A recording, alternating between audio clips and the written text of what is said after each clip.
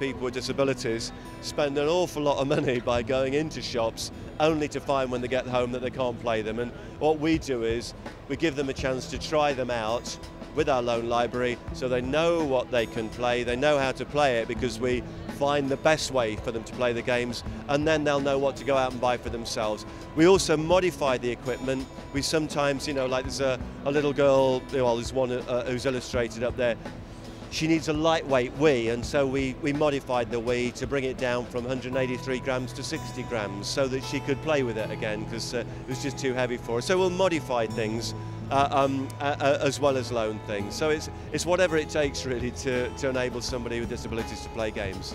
Everybody's so different, you know. We help people with, you know, have got visual impairments, people who are elderly, people who are hearing disabilities, people with learning disabilities, an all range of physical disabilities. They're all different.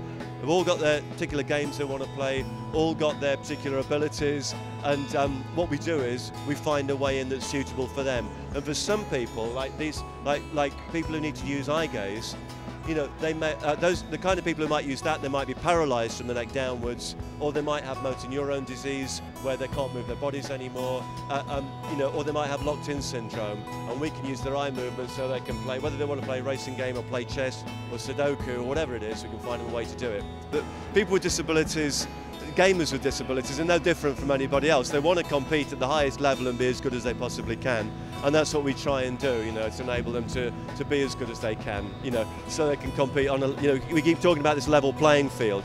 Everybody saw how competitive, you know, in the Paralympics, people with disabilities are just as competitive as in the Olympics that went on before that, and it's no different for people with very severe disabilities. They're absolutely determined to be just as competitive and beat people, you know, as anyone else, you know, and that's what we try and do, give them that chance.